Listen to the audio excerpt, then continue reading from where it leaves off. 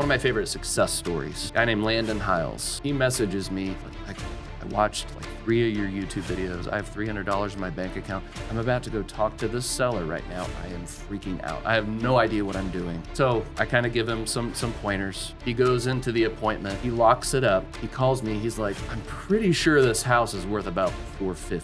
I don't really know. Is it good if I locked it up for $90K? And I'm like, well, depending on the condition, I guess, but that sounds like a smoking deal. So he sends me some pictures and I'm like, dude, that's a really good deal. So he ends up assigning it, makes $180,000 on his first deal. But to his credit, he watched some videos. He didn't just sit there and watch content forever. He just went out and did. Then he created a problem for himself in terms of a knowledge gap. Came to me, asked, went and locked it up, made $180K. But that's the difference between the people that are winning and the people that are sitting on the sidelines.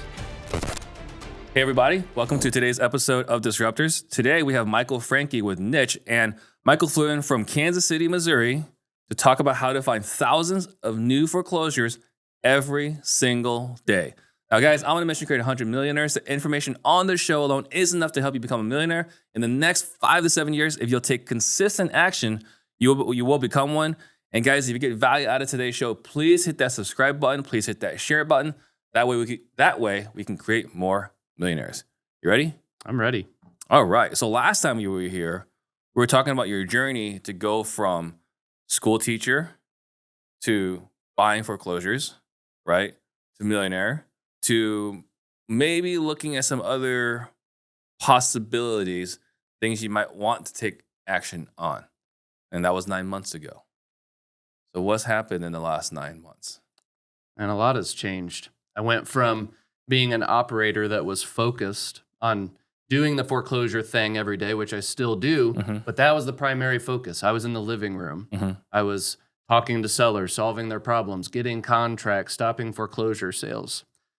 And something in my heart for the last few years, and we talked about that a little bit last time, I just felt the desire to go nationwide with this. So I was in Kansas City, got my head down, I'm in the trenches, we're doing all the work, and it's like, yeah, I'm impacting, 10 or 15 families a month. Right. Kansas City is small. Most people call it Kansas. It's that small. Really? Yeah. But I wanted to take this nationwide. I had started the niche community, but I hadn't seen the impact yet. And all of a sudden I realized that there's thousands and thousands of foreclosures out there a month. And through free Facebook communities and through presentations at Collective Genius that we're in together, people started taking action on that. And they're like, Michael, we were able to help this family. This is huge, not only financially for us, but we were able to help this family. So it actually was me going from an operator to me starting a movement, the niche movement of really helping these people on niche lists nationwide. Gotcha. So the community was kind of like coalescing, kind of gelling together, but it wasn't really like a thing yet. Is that correct? Yeah, it wasn't a thing yet. It was something that I'd been working on, but it took time. We launched probably 4 months ago. Yeah. But it hadn't launched last time we talked. Okay. And so tell me more about this community in of itself. So I've been, just like you, in a lot of different communities. And a lot of them are focused on a very broad set of skills, which is great. Real estate, you can make money in a lot of different ways. Also bad. You can make money in a lot of different ways. Before we started this, we were talking about FOMO of different things. And it's like, no one's immune to that.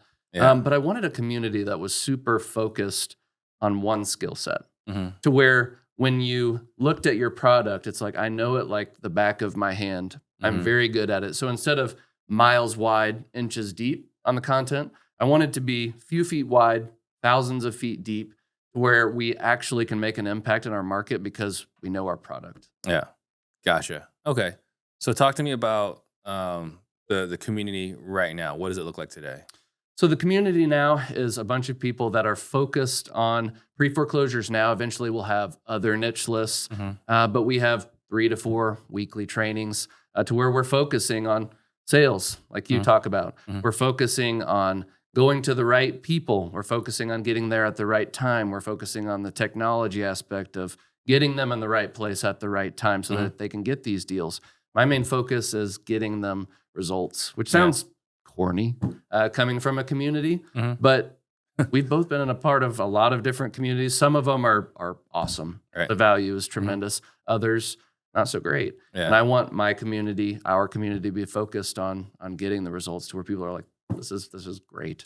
Yeah, I think that's key, right? Because there's a term, I learned this from a friend on what a lot of foundations and charities go wrong. They call it mission creep, right? Like they start off like, hey, here's an important cause, right? And like as they get a little bit bigger and they get a little more money, it's like, okay, well, we want to take care of this cause and that cause. And the next thing you know, the company that started and the company it is completely unrecognizable because they had such massive mission creep and lack of focus. Right. Right. And so, like, you say it's corny that you guys are focused on results, but we've seen plenty of communities where it's just a community, right? Where it's like, hey, like, let's all hang out, let's network, right? Versus like, hey, I want to work on foreclosures. Help me buy foreclosures. Yeah. Right. So being super intentional, and it's guilty, all of us. I mean, we even talked about, you're saying like the FOMO thing we were touching on earlier. You're asking me like, do I miss buying houses? I was like, only when I go to Collective Genius. Only when I'm hanging out with my friends there that are having all the success buying houses. Like, oh God, like I miss the high, right? Of locking up a really good deal, selling that really good deal, watching that wire come in. But we have to remember to focus. 100%. So, how big is the community today? Got hundreds of members now, so it's really exciting. It's been super interesting watching this grow over the last couple of years. Wondering, hey, is this an isolated skill for me? Is it really going to translate to now getting dozens of messages a day? Hey, locked another one up, stopped another foreclosure sale. Oh, I got a life-changing amount of money. So that's been super rewarding. It's kind of akin to when I would help personally a seller stop a sale and they give you the hug. They're thrilled. It's like now I get that aspect and I get the aspect of people are doing what I'm doing in Kansas City and most cities in America. Very rewarding. So I remember when you were here last, we were looking at one of the ways you were growing your community was a lot of social media content. And, you had a camera guy following you to houses and you're just straight cold door knocking, talking to homeowners, going into the living room, and the person behind the camera is showing a, it's not a bird's eye view, but it's behind the scenes look of what it actually takes to buy someone's home that's facing foreclosure. Are you still doing as much of that content now with you having other things to focus on? I wish I was out there door knocking and stuff as much because I still get a thrill out of it. It's fun to me. But what I've found with content, you've probably seen the same, is the actual day-to-day of what it takes to be a real estate investor. It's like, oh, we're cold calling. Oh, we're working with our acquisition people and critiquing them. We're doing some role playing. Some of that actual tactical stuff, like down in the weeds, the more detailed I am, it seems the more people resonate with it. Amazing. If it's valuable to people. Yeah. Well, it's interesting because I haven't had that same exact experience. My experience has been the more real it is, the fewer people will watch. Interesting. And it is interesting, right? Because like you would think the part that actually makes you the money will be the part that's most interesting. But I have plenty of videos where that's happening, where it gets the fewest engagement. And my theory, my hypothesis, is that the reason why it doesn't do as well is because it's not as relatable, right? Me getting hung up on and being cursed out by a homeowner is relatable. Yeah. More people have gone through that. Getting a door slammed on you, deal dying in escrow, that I think is more relatable and is more like you can perceive it whether you're doing a deal or not. You can understand it happening. But the actual like training your salespeople, dealing with these crazy scenarios, it's interesting to some people, but I think a lot of our audience has no context to what it actually means. And so in my own experience, The stuff that I think like this should be gold, this should be great, stuff that I would pay for, right? Like a younger version of myself would have paid for this kind of access. Doesn't seem to resonate as much because it doesn't hit the masses. Like you look at the audience, right? Like a majority of our audience, the reality is has not done a deal. Yeah. Right. And then if you're doing like 30 deals a month, I mean, I still have people that, that are really successful watching the show. And every time they tell me that, I was like, why? Right. But the amount of people that can understand, they're successful and will watch you document, it's just not as many because like they're in the weeds, they're doing the deal. So I think for me and my own personal experience, again, it's just, I think there's. Well, it's the type of content or audience you're going after. Obviously, Right. the door knocking, the cold calling, the cussing out, that type of stuff will get more views. Yes. Certainly. Is the quality of the lead that comes from that content as good? Perhaps not. No. So we're probably talking about two different things. You're 100% right. If I go talk to a seller that's door knocking me and they run me off the property or something, that's going to be a lot broader of an audience. But if it's like today, I released a video. It's like, oh, here's the 5 option framework that we talk through with sellers, our sales process. Yeah. Sure, there's going to be less people that are interested in that, Right. but The the actual avatar will love it. Well, the guy that will buy something from you will appreciate it more. Right. And, it's interesting as we're talking about this because, we're talking about content here and there's like a slight diversion here. So we have on one end of the spectrum, Corey Thompson. I don't know if you're familiar with him. Roughneck to Real Estate. Like, love that guy. He's like the ultimate like guru hunter, right? He gets millions of views on his YouTube channel because there's people that he's not sure have been murdered inside the house. Right? Interesting content. Yep. And then I saw this yesterday on Instagram. Ryan Pineda made a video about like, hey, you should not be documenting your journey right now. And he was getting called out by people like, well, it's ironic that the guy that's creating content is telling other people not to create content right now. And what his point was that because there are so many people doing it right now, how do you break through the noise? So he already has an audience. So when he creates content, there's someone to consume it. But man, when I started creating content in 2018 to grow Instagram, I got a lot of tremendous growth in the beginning. But if I were to try to grow an Instagram following today, I would say it's kind of intimidating. It's brutal. Right? Today versus 6 years ago, I don't know. So anyway, just a side tangent there, just for everyone who's listening as a thing about content. I'm not trying to discourage anybody. Just be aware that today everyone with an iPhone is a creator because that's what the standard is today. Maybe now that TikTok's on the rocks, maybe there'll be a new thing and it'll be easier to get followers again. I don't know. I think TikTok got unbanned. It didn't even survive. That ban did not survive 24 hours. Nope. I was going through withdrawals though, admittedly. So, all right. So going back to my question. So you're not creating as much content. So then right now, how are you building your community? Hey, Disruptors. I just want to share that myself, as well as about half of the people on the show for Disruptors, are members of the Collective Genius Real Estate Mastermind, also known as CG. Now, I've been a member of the Collective Genius for well over 4 years now, along with about 700 other top-tier real estate investors that flip a combined over 50,000 homes per year. And I've personally made a ton of money and developed some deep, personal, lifelong friendships there. If you want to look behind the scenes of what it's like to be an esteemed member of this organization and how it's helped me scale, please check out cgmastermind.com. So right now I'm putting out about a YouTube video a week out. Yeah. And I also have a somewhat small but very loyal Facebook group that I engage with a lot there. But people have just been getting so many results and they post about it on all these different groups. And it's like, wow, it's not me just telling people, yeah, you're going to get results. Here's my metrics. Here's this. There's just tons of people that are going out there. They may not even be in the community. It's like, oh, they watched a YouTube video. Like one of my favorite students, one of my favorite success stories, guy named Landon Hiles, Dayton, Ohio. He messages me. He's like, Michael, I watched like 3 of your YouTube videos. I have $300 in my bank account. I'm about to go talk to this seller right now. I am freaking out. I have no idea what I'm doing.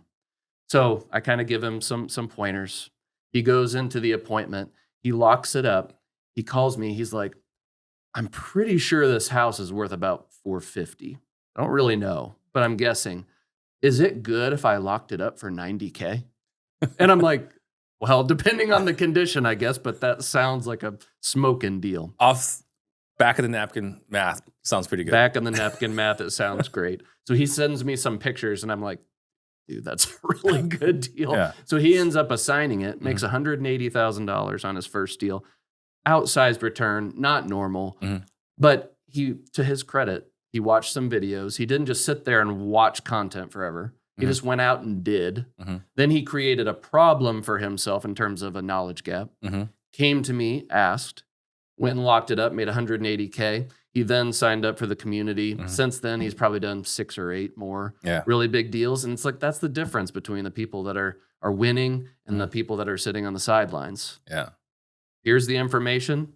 Go implement, cause a problem, come back, get information. Simple. Right. Simple. Yes. People doing it, not so much. Right. So you've got some case studies, some success stories. So I guess out of curiosity, like, why do you think some people don't? Why some people don't have success? I mean, they're watching the same videos. It's interesting. You get people on your DMs that are wildly successful. You get people on your DMs that are on the other side. Yeah. Then you try to get on the phone with them or on Zoom with them. It's like, let's diagnose the issue. What's going on? It's like, oh, well, I'm looking at the data I have. I'm analyzing, the conversations that you're having on YouTube, et cetera. And it's like, great, all that's fine. How many marketing activities have you done today? How many marketing activities have you done at all? Well, I'm gonna get out there and do my first door. Yeah. I'm gonna make my first call. And then you diagnose it. It's like, well, they're doing a bunch of researching. They're doing a bunch of content watching. They're doing a bunch of watching others play the game. And one of the common metaphors I like to use, you need to stop being a fan in the stands. Put your jersey on, get on the court, go dribble the ball around. Doesn't matter if you shoot an air ball. You got teammates that can help you out, right? Yeah. Well, I can appreciate the analogy about the air ball. That happened this morning. Surely not. Playing basketball. Oh, no, it did. It was noted amongst everybody. Okay, so you're building the community. You're having success. And then what have you done in addition to that? Man, what have we not tried to do? It's Hormozi talks about the woman with the red dress. That is a common problem for me. So one of the cool things about... Well, before you go down that, for everyone that doesn't know what the woman in the red dress is, because I think it's an important story. Another name for shiny object syndrome. Yeah. Right? The old Matrix reference. But the cool thing with this business is I had done so many transactions, north of 700 of these foreclosure deals, that I could anticipate the problems that community members were going to experience. Sure. Oh, how do I know where to go to talk to these people? How do I talk to them? How do I keep track of all this information? All these different products I could see in front of my eyes. So it's like, oh, well, I need to take it upon myself to build them, right? And we've done it, and it's cool. But at the same time, it's like, oh, I went from having an acquisition company. That was my entire focus for a long time. Then it was, oh, I'm going to add a community. Well, that split my pie in half. Then you add in a couple of different technology products in there, and it's like, oh, goodness, I'm trying to do all these things. And we talked about this last time, not trying to do too much, but here I am doing that, trying to manage my teams, be a good leader, still do homes, which you aren't doing now, right? But do the whole education side. So it's been a fun ride, and I'm right in the middle of it. Yeah. So what was your background? The qualification for you to start a tech company again? The qualification was none. I am not a tech guy. Yeah. So where did this seed get planted? The seed got planted in my head after the first foreclosure that I ever did. Yeah. It was interesting because I was like my student I talked about earlier, had no money. It was rough. I had left teaching. We talked about that last time. Right. Deals were not plentiful. And I went and door knocked that first house, pre-foreclosure, made $50,000 on the assignment, went really, really well. And I'm like, hold on. I went from nothing to a lot of something in a very short amount of time. There has to be people that would want to learn about this. Obviously, I was not in a place as a leader or skills wise to ever lead someone else at the time, but the thought was born in my head. So I put my head down for several years, and I started documenting. I wasn't making content like we make YouTube content now. It's just like, here's what I'm doing today on my Instagram stories. And then years went by, and I started getting kind of known as the niche list guy, the pre-foreclosure guy. I had started voicing to people that I wanted to build some products around it. I had gotten a message from Chandler saying, I don't know if you know him. And he's like, there's this guy in my mastermind. His name is Rashad. You should talk to him. He comes from the government, building out all kinds of crazy things for them. He wants to get into real estate and build something of his own around niche lists. So I got on a call with Rashad. We had a lot of synergy. He had a team behind him. Without them, I am not a tech guy. And I'm still not a tech guy. I'm just the visionary that says, this is what I want. Right. And then they build it. Yeah. Here's what I want. I just want to push a couple of buttons, get the data I need so I can call people. Right. Okay. So how many people were in that? Like when you started the tech company, I mean, it was you, Rashad. I mean, who else? There were probably 4 key people at the beginning. I think we have a team of give or take 15 now. So then almost immediately bigger than your real estate team. Yes. You got overhead. How are you paying for this without clients? So fortunately, we had done well with the foreclosures for years. So I self-funded it. It wasn't easy, but that's any startup. You're going to have challenges. You're going to have things to overcome. So I self-funded. Fortunately, then we were able to launch. I had built up a lot of trust with my followers and social media presence that I have, that people came in pretty quickly. Within a couple of months, we were self-sustaining, and now we're good. But to get from launch of here's what I want to make to a product that you feel comfortable charging money for, there's got to be a time gap. It was about a year. A year. A year. You funded for a year before you collected $1 with multiple heads in that organization. Yeah. Gotcha. Any kind of stress? Plenty. Any worries that this is going to be all for naught? I mean, there's always that possibility. But at the same time, I've built up the skills with the real estate side. No one can take that from me.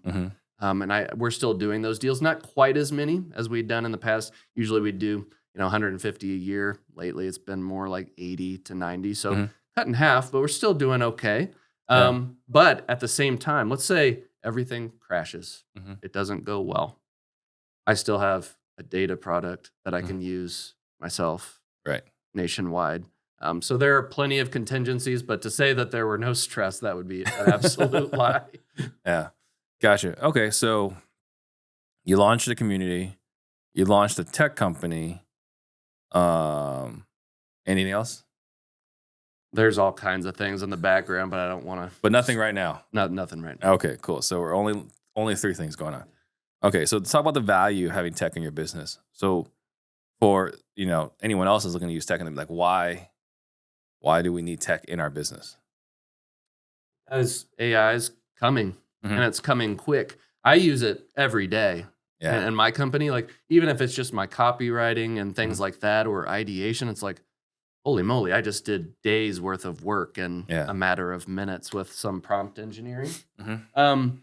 But as tech gets better, we have to leverage our time doing money-making opportunities more. Otherwise, we're going to get our lunch taken from us. So like I said, I had done this business for a long time. I had seen what the problems were going to be. And I saw the patterns that I did a long time ago, the things that I wasted time on. I would sit and pore over data, sit in county records, like writing things down on notebook paper, trying to analyze things. And I realized, oh my goodness, 30-40% of my time was like spent on this admin stuff. Then when I realized, oh, well, where's the money made? well, talking to sellers, solving their problems, making money there. But I was spending very little of my time there. It was all on the admin stuff. So immediately when I was building this community, it's like, I need to figure out how to, for the community members, eliminate a lot of that admin time. So it's like, let's focus on the money-making opportunities, not the $10 an hour stuff. Yeah. And we'll get to this, but, just something that I've been doing, might be valuable for some people is I've been kind of like avoiding this AI deal, right? Like in my mind, I'll just wait for someone to create a great AI product and I'll just pay them. Yeah. Like I'm not going to be the leader. I'm not going to be the thought leader in this AI world, this AI train. Just let someone else do it. And then I'll just like ride along. So for myself, we just hired an operations person. An operations person, the job description was written by ChatGPT. Like I've written a lot of job descriptions over the year. I feel pretty good about my skills to write a good job description. But in this one, I just took a leap of faith and I put in there as like, I'm looking to hire an operations manager, telling ChatGPT, right? Like write me a job description for an operations manager that has the characteristics, that would be attractive to a person that is a captain on a predictive index and has galvanizing characteristics from Working Genius. And then it pushed out this thing. I was like, that looks pretty good. And I looked at it. It's like, I'm not even going to edit anything. Right.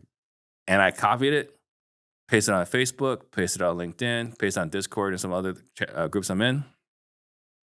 And just quality candidate after quality candidate after quality candidate. Holy cow. I could not believe, I was talking to Ian in an organization. I was like, hey, I have a problem. Like, what's the problem? I was like, I have 3 quality candidates and none of them, I feel like I can't miss any of the 3. He's like, we've never had that problem before. It's like, I know we've never had that problem before. Right? So there was that. And then after that, I got my own other coach, Amanda Dean for Sharper. Some of you guys have seen her on the show. She was like, I talked about the onboarding. I was like, here are the expectations for our operations manager. And like, I was like, read these books. Make sure you know how to use these tools because we have 8 tools that we use. And I was like, here's what I want. And she's like, well, how are you measuring it? I don't know. Like, shouldn't you test them on it? It's like, I should test them. And so you go back to ChatGPT. Give me 10 questions to test that this person has at least a beginner's knowledge of how to use Fathom. Because that's one of the tools we use for call reviews. Gave me those 10 questions. Like, that's fantastic. Copy. Give it to the AI, or give it to the VA. Hey, put this in Go High Level as part of our onboarding. Yeah, if you're not using AI, you're wasting all kinds of time. I actually have a small email list, send out little tidbits and things to them. Use ChatGPT. It's like, here's my prompt. I'm kind of wanting to write an email about this. Here's the value I want to provide. Go. Yeah. Then you maybe alter it a little bit. I send it out. I had a couple of friends. They're like, your copywriting is like gotten a lot better over did you take a course or something? No, it's just AI. Or I'll have community members. They're like, hey, I want to come up with a drip sequence, a text sequence, email, whatever. Do you have something? I'm like, well, let me just do a prompt engineer real quick. Here you go. How does this sound? They're like, that's unbelievable. That would have taken me days. Right. It's like there's all these different things that you can do on the fly that are so valuable. Yeah, I mean, one of the prompts we use the most, not myself, but other people in organizations, like, I want to say this, but sound professional. Because it can't help but come across as aggressive or snarky. Like, take this and make it like not sound snarky. Right. Well, the fun, one of the prompts that I love to use, you almost make it compete against itself. Like, okay, do your first iteration. Well, now I want you to improve your writing. I want you to write this 5 more times, then compare all of them. Tell me which one's your favorite. And then it's like, pretty doggone good. Yeah.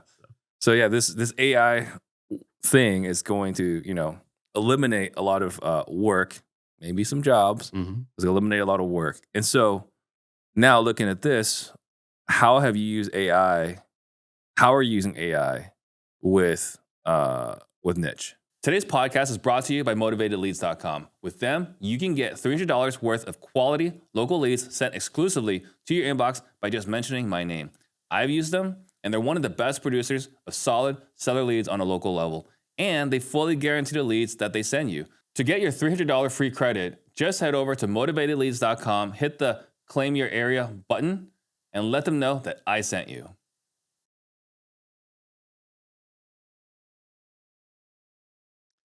So we obviously have a data product that we give people automated foreclosure data updated daily. This is done without human beings. I knew to do something like this, it had to be a scalable deal. Obviously, you could have a legion of VAs or different people that are out there scouring this information, but I didn't see that as a profitable endeavor, and I definitely didn't want to manage these people because for years I'd done that on my own. For Kansas City, it's like, Managing oh, I VAs. had 3-4 VAs that were pulling pre-foreclosure, probate, eviction, divorce, and it's like they're wonderful. So if they watch this, love you guys. But at the same time, you got to manage them. It's not cheap to do it. No. And I was like, man, if you try to do this nationwide, it's not going to work. Yeah. And for a long time, I'd had this vision of having this product where it's like I could provide people in Phoenix their data updated daily. It's like, this isn't doable. Then all of a sudden, AI advances and advances and advances. It's like, okay, maybe this is a possibility. So I met Rashad. We started vetting this idea. It's like, is it even possible? One, he's like, we're going to work on this for a couple of months. I may come back to you and say, the technology is not there. He worked on it a few months. He's like, this is doable. Yeah. Then we started building our team out and slowly building it out. And it's still an iterative process, right? Yeah. AI learns, we learn, but the whole backbone of what we're doing on the data side is using AI. Yeah. And so what is AI doing right now as far as getting foreclosure data? So we're able to go probably to upwards of 500 different sources around the country, gather that information. Then with the bots that we've built, you're able to take that information, clean the information, standardize the information, then skip trace the information, and then upload that into a portal for someone with no human involvement. So not to oversimplify this, you gave an amazing presentation at Collective Genius talking about how you were pulling pre-foreclosure data. And again, like we were saying earlier, like there are people that have mentioned how much it's helped their business. Devin Robinson was on the show, right? When we were talking about installment method, he's like, yeah, like I used that presentation to make a lot of money. So the idea, what you were talking about was like, hey, I go to the county, the public data, and I just every morning or the night before, just look at it and take that information, extract it, scrape it, however you want to do it, skip trace it, call them, door knock them. Yep. More or less, that's what we were talking about, right? Super basic. Super basic, right? Simple. Again, just because it's simple doesn't mean it's easy. Simple but complex. Yeah, right? So, because still, there are a lot of people that don't do that. Even though it's public information, like legit, it's public record, and you're talking about it publicly on how to do it, right? Now, what you've done is instead of go do this, AI can just automate the whole process. Automate the whole process. And so for a long time, I'm like, okay, I'm not sure that I trust the AI to do it right. Surely the humans are doing it better. So I did some split tests. It's like, okay, here's the VA data, right? Pretty solid. They're doing this for me all day, right? How could it be wrong? Then we looked at the AI data. And at first, AI data was far inferior, right? But then we can learn, we can figure out things, we can fix bugs. Over time, it gets better and better. And to where I'm like, well, at what point is it worth it to drop the VAs and keep this? So I keep looking at the data, and then I start realizing, oh, well, there's mistakes over on the AI side still, but it's starting to get information that I don't have on the VA side, and vice versa. But it's like, where is it getting it from? So we found all these different sites around the country, different newspapers, different tools that I had never seen, and I'm pretty well versed in pre-foreclosure data. And then all of a sudden, it's like, this is starting to get better. Then we started beta testing with people in the community down in Florida, right? There is a community member, I released it to her, and she's like, Michael, I'm not going to lie. This is not that great. it's not usable yet. Mm-hmm. This was probably 6 months ago. Yeah. So of course my ego's hurt right away. Yeah. And I'm like, well, did we fail? Mhm. Like, is this going to work? But fortunately, I have a great team behind me. We're relentless on improving it. So we went back to the drawing board for about 3 months, kept adding sources, kept refining our process. And I was like, hey, Miss Type A personality, Mhm. that's going to go line by line, go back and do it again.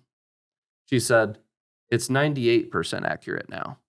Plus, there's some that you have that I don't. Mm-hmm. So it's possible that it's beyond 100%. Mm-hmm. So that's what the process that we've taken. In every state, it's been an iterative process, but it's been fun.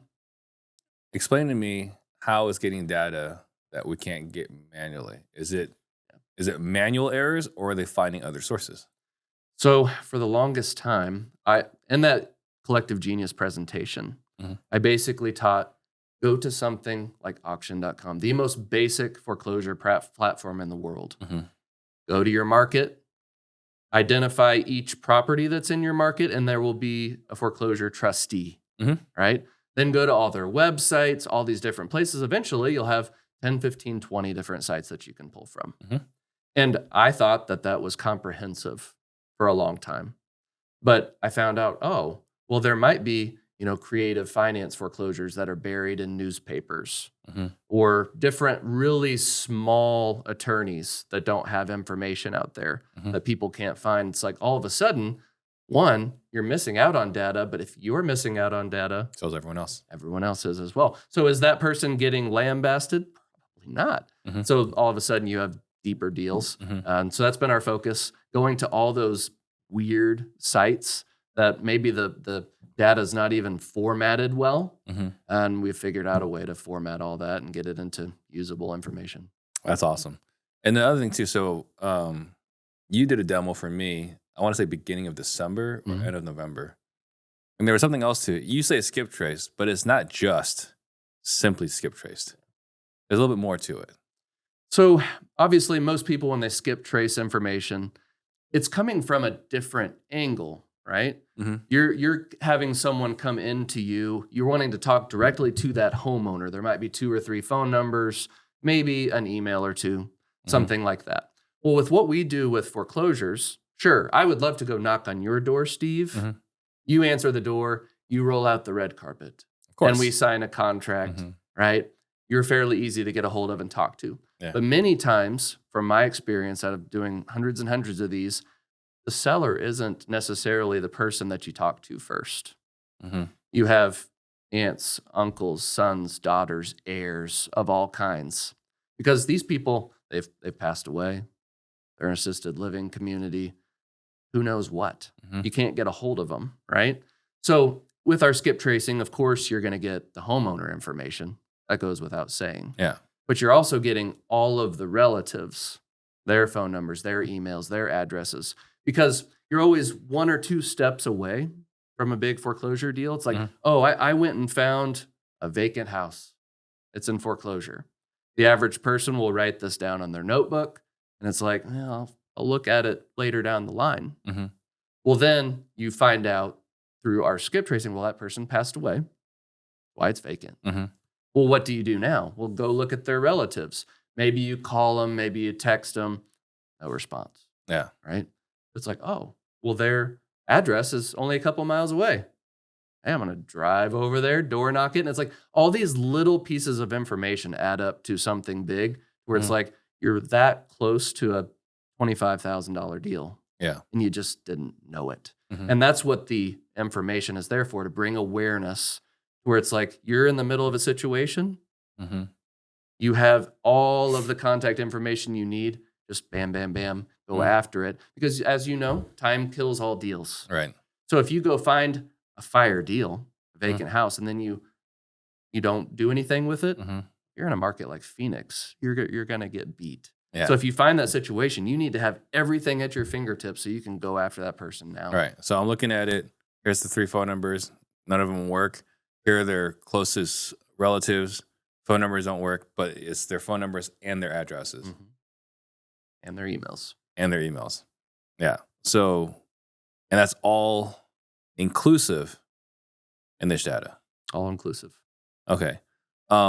the part you mentioned a moment ago about the newspapers or other websites, right, that are less, people are less aware of. Yes. Do you highlight those as like good data, like additional data, or like put an asterisk, put a different color?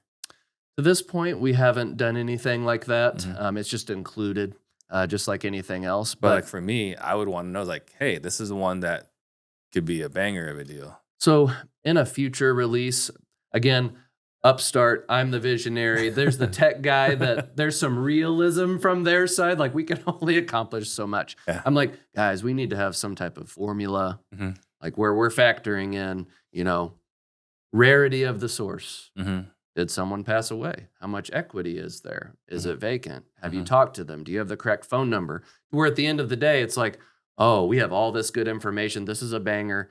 It's a 90 out of 100 in terms of you've got to go after this. Or it's like low equity. It's junk. You've talked to the person. They wanted to kill you. It's just not going to happen. It's a 5. Mhm. It's like all of a sudden, if you have all the information and a motivation score, Mhm. all of a sudden you can leverage your time even more. Yeah, you start triaging. It's like, all right, I'm only going to call like this 100 this week, and that's good enough. All right, so you can maximize and optimize. Okay, so that's sounds like it's on the radar, just not there yet. Not there yet, but coming. Yeah, because like that's who I would want to call. It's like, who are the ones that no one else is talking to? Okay, so then again, talk to me about the challenges now that you have all this data. One thing that you brought up to me was like, now how do we house all this data? Mhm. Right? Because I try to talk you out of something, but you're like, I don't have a choice. So what is the next thing? Can you rephrase the question? Sorry. Like, you have all this data for Mhm. people to call, Yep. but you can't put them in anywhere else outside your system. Yes. So from the beginning, I anticipated problems. Sure. I knew, oh, well, student comes in, hey, I can provide you all the coaching, all the sessions, all the courses, all the stuff, all the frameworks. Fine. Well, then you're going to waste all your time on the data. You're not going to do anything. We built the data, Mhm. right? Well, then I was like, well, it's the technology age, right? I don't want to do everything manually from the data. So it's like, what's the next step? So I did not want to build a CRM at all. So I went and talked to all the big players that you would know. And they're like, we don't have the amount of fields to house all the information. Mhm. Because we have all of the relatives and all this stuff. And you might have 6, 7, 8 phone numbers for each person, 5, 6 emails. It's like it doesn't make sense in the average business model because they're doing, inbound traffic. And it's like someone says, oh, yeah, here's my phone number. Here's my email. You have it. You don't need any other fields. Mhm. So we went out and tried to find that it didn't exist. Mhm. So we decided to build it on our own. Yeah. And this product will come out soon. But the thought is, hey, your data's automated Mhm. coming in. Then that data automatically goes into your CRM. And then we can build out marketing features and drips and sequences from Yeah. there. So before it was like, Michael, I don't know how to get started. Well, here's what you do. You go pull data, call them, you make money. Mhm. But Michael, I don't want to pull data. I got you. Here's all the data in one place. Yeah. But Michael, it's really hard Mhm. to call all these people. You have no idea how hard it is. All right. Let me put it all in a different CRM so you can just bang out all the calls on in a dialer inside the CRM. So they don't have to know how to pull the data. They don't need to pull the data. They don't even need to put it anywhere else. They just need to log in and hit the green button to call the person. And that's been my goal from the beginning, Mhm. is to create an ecosystem to where it cuts actual years off of the learning curve immediately. Because this probably took me 6 years to figure out, pulling the data, figuring out how to get it into a CRM, doing all. It's a lot. And I actually had a father that was a programmer, Mhm. right? So he knew how to do this. If it was me, there's no chance that it Yeah. was happening. And that's probably what's happening to the average person out there. Mhm. They watch a YouTube video, whether it be foreclosures or whatever else out there. And it's like, oh, this is great. But then they realize the time that has to be invested to do that thing is painful. We talked about Hormozi earlier. He has his value equation, right? And it's like you have the different inputs and time delays and the effort and sacrifice required. And if you can basically say, well, for example, his example always is, well, the difference between exercising and losing weight and eating well or going in and doing liposuction, right? Well, one is probably healthier for you and better long-term, but the other, oh, I can fall asleep and I can wake up thinner, right? Same thing with what we're talking about. It's like, oh, well, you could manually go get the data. You could learn how to have these conversations. You could do all these things. There's a lot of effort, sacrifice, time delay. But if you're able to, oh, we're going to automate data. We're going to get it into a CRM. You're going to be in a community of other people doing the same thing. And you're able to cut years down to weeks. Yeah. There's some value there. There's a ton of value there. And it's kind of like, I mean, at which point then, like, there's this, when I started wholesaling, really buying houses, not wholesaling. When I started buying houses, it was, if I could get a motivated homeowner's contact info, it was basically a done deal, right? Because like this is like in 2011. Yeah, it's a done deal. Like there's not that many people I'm competing against. And then I don't know, Batch rolls out around 2018, and I know IDI had been around for a while, but like Batch rolled out in 2018, and now like it's pretty easy to get their contact info. And then you got Audantic, it's been around forever. 80/20 REI. It's now the data is available and we can skip trace it. So now it's just really who's willing to go get the data, who's willing to pay for the data, get it, pay for the skip trace, load in a CRM, and then have a sales team work it. 100%. Now it's just who's willing to pay for niche and then hit the dial button. I don't know what else there is after that. Hey, my name is Brian. I'm a real estate investor. Ian's sales training has helped me buy more houses at a deeper discount. Most recently, Ian helped me reframe a question which resulted in me buying a house for less money than other offers the seller had on the table. If you're considering sales training, I don't think you can go wrong with Ian's. I'm filming this video for the man himself, Mr. Ian Ross. The guy crushes. The guy's the best person in sales I've ever seen. I've invested elsewhere and I haven't got the same results. I've gone from being a seller, making 5K a month, to being a hybrid role, making 11K a month, to now be 4 months down the line from 5K to on a closing opportunity, inbound, full calendar, with the best opportunity, the best offer in my space. OTE is around 20K a month from month 2. So I've gone from 5K to 20K. If that's not a return on your investment, I don't know what is, man. If you're a salesperson and you don't invest in sales training, you're going to get left behind because your job is to be better at sales, and sales training directly makes you more money. If you like what you just heard and you'd like to have similar types of results, similar success, text CLOSE, CLOSE, to 33777, and we'll see if you qualify to join Advanced Sales Mastery. We are taking people from good to great.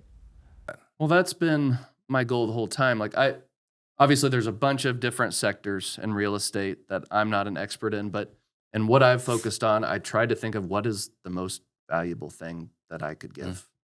And it was some sort of automated data system where you get all the data, it goes into a system, it sends messages out.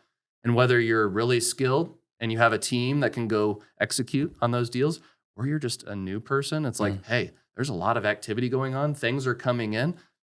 JV with someone else in the community and make something happen to where the time delay goes from, 6, 9, 12 months, whatever that kind of normal amount of time for someone to get a deal, to hopefully a couple weeks or less. Yeah. So guys, we're talking, how to find thousands of foreclosures every single day. New foreclosures every single day. If you guys are interested, go to getforeclosuredata.com. Getforeclosuredata.com. There's one more thing you could do, actually. We're not there today. Okay.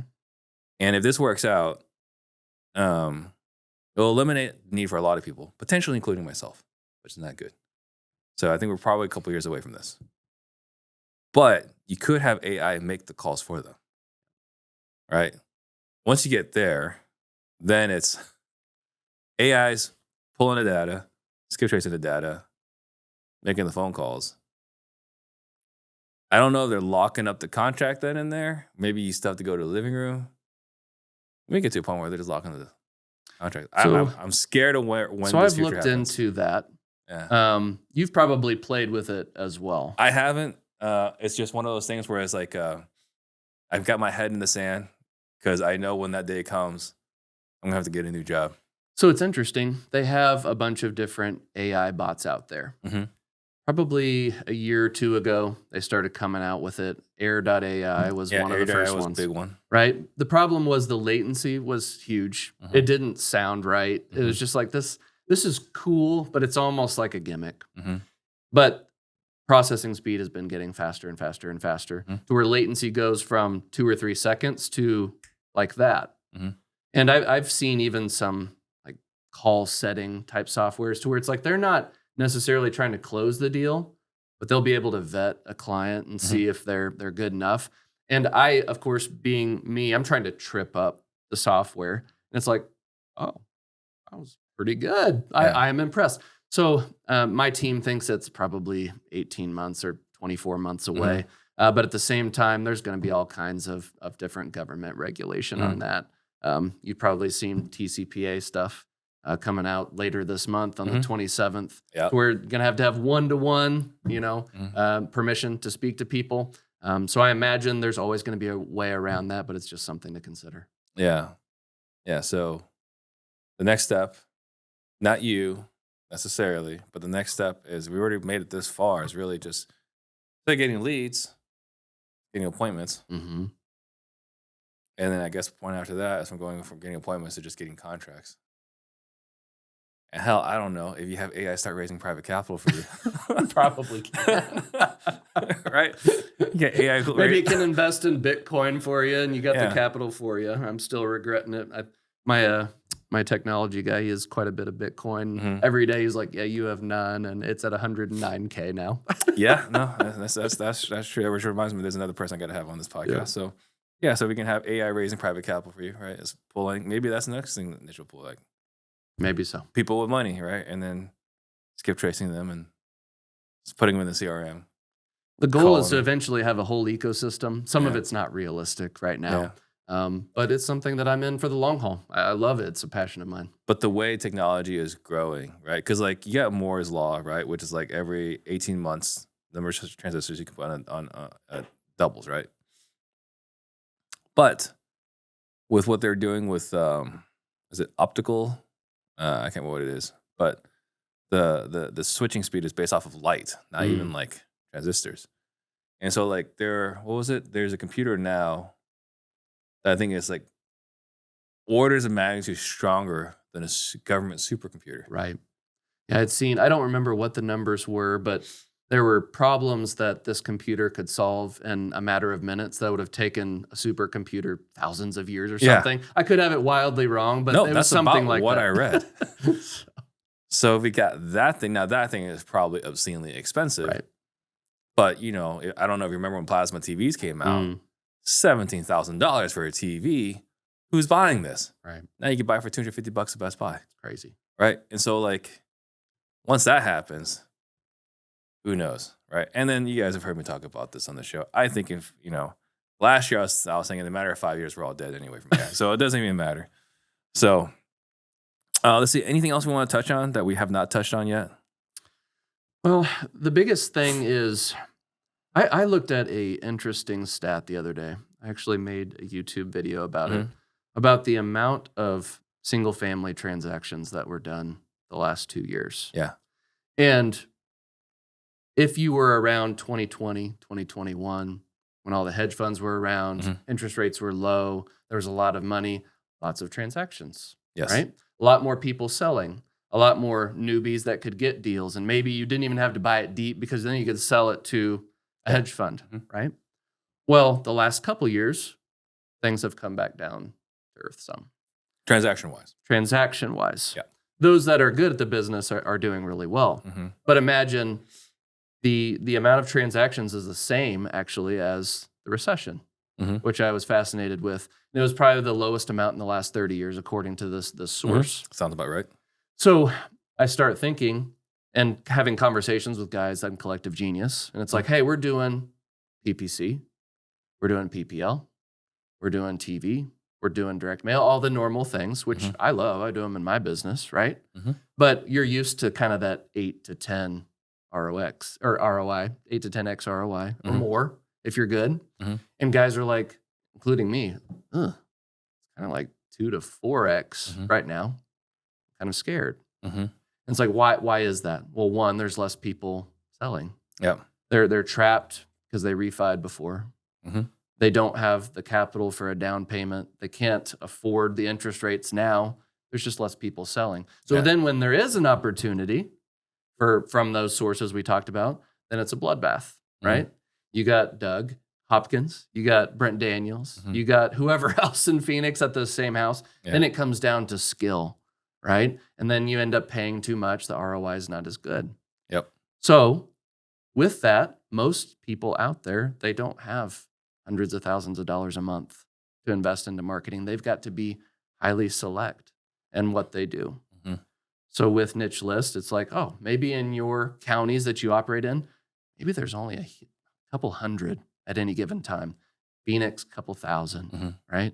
It's like, oh, all of a sudden I can be very, very focused on my marketing, have lower overhead, not as much risk on these things, and have less competition to where, will I always do traditional marketing? Heck yeah, it works. But the returns aren't as good as they were a few years ago for most. With the niche list, it's remained constant for me, 15 to 20x on marketing spend. Well, it makes total sense because the cost to acquire foreclosure is just the data and the skip trace and effort, right? Because like, again, PPC, TV, more often than not, from my understanding, probably the only guy there. Maybe there's other people. PPC, for sure there are other people there. All right. SEO, there may or may not be other people there. Direct mail, again, there may or may not be other people there. Niche data, it's really, the thing I like about niche data is the tactical one. It's the one that like, there are newer people doing it, then you just got to outskill them. Because like pre-foreclosures historically have always been the best list, but also the most competitive because a lot of people start there.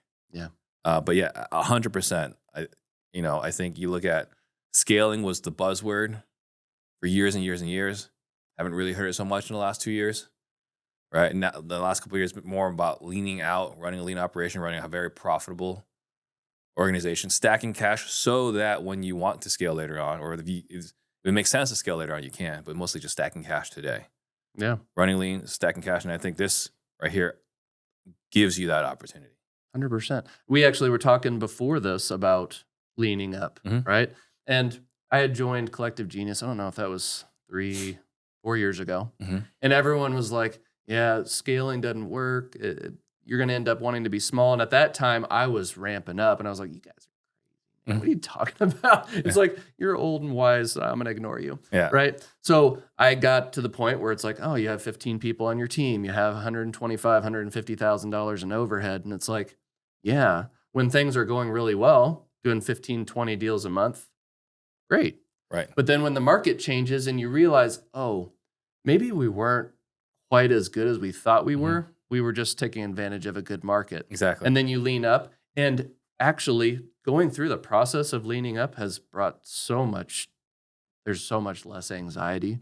I feel so much less pressure. Instead of having to do 5, 6, 7 decent deals a month, now we have to do 2. Right. Yeah, it's a lot easier. So, guys, if you guys are interested, getforeclosuredata.com. We'll post that in the show notes and on the screen. So, any last words you'd like to leave all the listeners with? As the most rewarding thing I've done in real estate is serve these homeowners. I've got hundreds of stories of my own of taking people that were at their financial limit. They're about to lose their home. And getting them to a point where it's like, wow, you actually had some equity. We put some money in your pocket. You're in a better situation. And there's a lot of emotional income with that. And On top of that, launching this community and seeing hundreds of others do the same, it's without a doubt the most rewarding thing I've done. Yeah. To be able to see that level of impact, and it's only the beginning.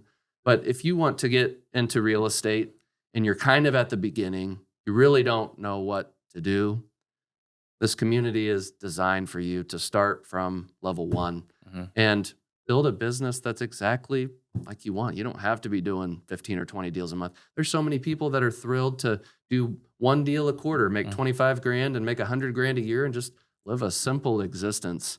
So if anyone from like that to people that just want to scale up, do like we were talking about Doug Hopkins doing 80 deals a month or something like that. There's something for you. Yeah, and I think that's such a key point, right? I think people are a lot clearer on it today than they were 2 years ago. But like, you don't have to do a lot of deals. When you're by yourself, one deal a month is life-changing money. One a month is life-changing money.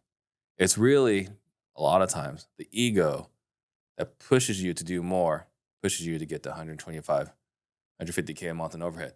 And I'm pointing at Michael here, but I'm just as guilty, right?